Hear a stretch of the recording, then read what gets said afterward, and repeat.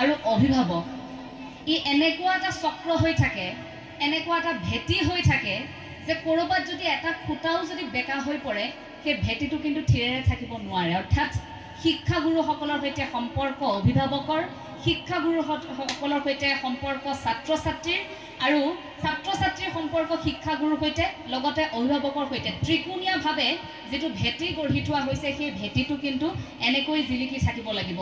অভিভাৱক সকলো আছে, গতিকে মই অকণমান কথাখিনি অভিভাৱকৰ পৰা আৰম্ভ কৰিছোঁ।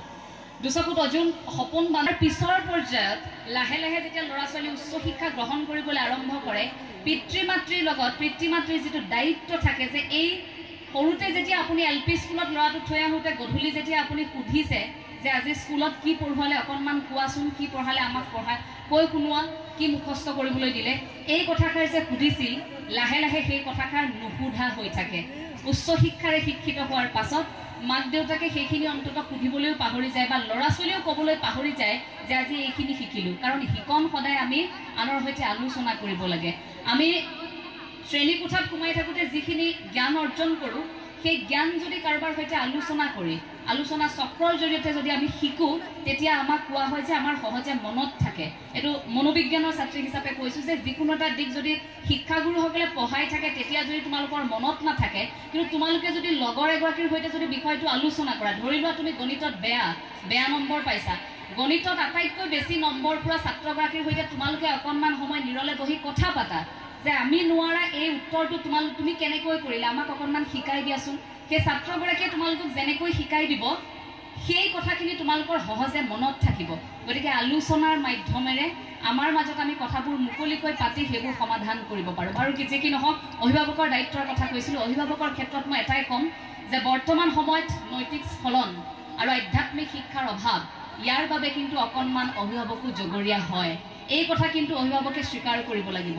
অভিভাৱকসকল ইমান বেছি প্ৰতিযোগিতামুখী হৈ পৰিছে, ইমান বেছি ল'ৰা ছোৱালীৰ পিছত ল'ৰা ছোৱালীক মেচিন সাজিবলৈ চেষ্টা কৰিছে যে নিজৰ সপোনটোৰ পিছত ঠিকেই লাগি আছে, কিন্তু তেওঁলোকে পাহৰি গৈছে তেওঁলোকৰ সন্তানে কি কৰিব বিচাৰে।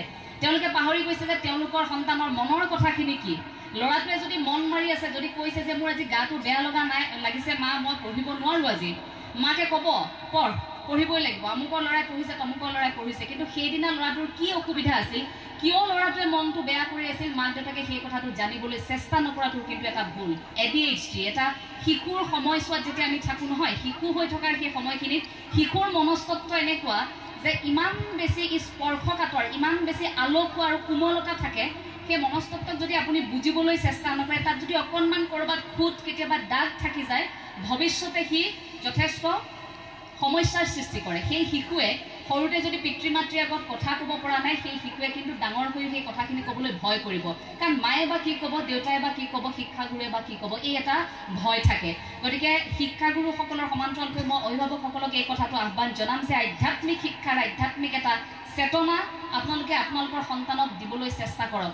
আমি গুৰুজনাৰ নীতি আদৰ্শৰে পৰিচালিত হোৱা বৰ অসমৰ প্ৰতিগৰাকী অসমীয়া, আমি যে বাৰে বাৰে নিজকে অসমীয়া বুলি কৈ থাকোঁ, এই গুৰুজনাৰ নীতি আদৰ্শ ধৰি ৰখাৰ ক্ষেত্ৰত আমি প্ৰতিগৰাকী আচলতে কিমান সচেতন। আমি জাতীয়তাবাদৰ কথা কওঁ, আমি আধ্যাত্মিকতাৰ কথা কওঁ, কিন্তু কোনটো দিশেৰে আমি জড়িত হৈ পৰিছোঁ লাহে লাহে। এবাৰ নিজক প্ৰশ্ন কৰিবচোন সকলোৱে। দুখ লাগে তেতিয়া যে গুৰুজনা আজি এই পবিত্ৰ ভূমিতে, যি ঠাইত তেওঁৰ জন্ম, সেই ভূমিতে আজি অৱহেলিত। আজি নতুন প্ৰজন্মক আকৌ ক'বলগীয়া হয় নামঘৰলৈ যাবলৈ, নতুন প্ৰজন্মক আজি ক'বলগীয়া হয় গুৰু জয়ন্তীৰ বিষয়ে, ক'বলগীয়া হয় আজি জগতগুৰু শ্ৰীমন্ত শংকৰদেৱ গুৰুজনাৰ তিৰুভাৱ তিথি, এইবোৰৰ বিষয়ে জনাবলগীয়া হয় বা তেওঁলোকক জোৰ কৰি নামঘৰলৈ নিবলগীয়া হয়। এই পৰিৱেশ পৰিস্থিতিটো আহিল কিয়? যদি বাৰ্থডে পাৰ্টি এটাত আপোনাৰ সন্তানক যদি জোৰ কৰি পঠিয়াবলগীয়া নহয়, যদি আপোনাৰ সন্তানক বিহুৰ ফাংচন চাবলৈ ৰাতি 2 বজালৈকে আপুনি যাবলৈ অনুমতি দিব পাৰে, তেন্তে সেই সন্তানক আপুনি বৰগীত এটা কৰ্মশালা কিয় দিব নোৱাৰে?